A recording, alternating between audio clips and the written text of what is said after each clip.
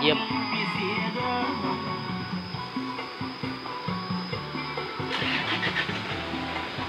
เอาละเด้อตาดวังเยี่ยมนี่โอ้บรรยากาศพอกับคุณกองแรง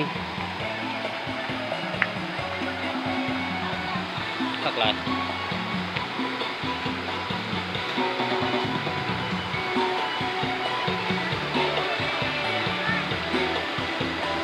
เพลงฟัง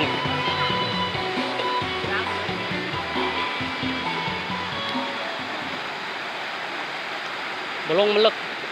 ใต้น้ำหยาบ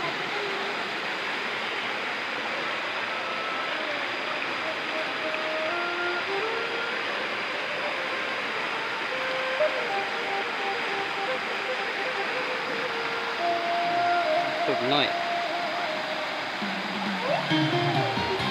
บ่าวสาวนั่งเล่น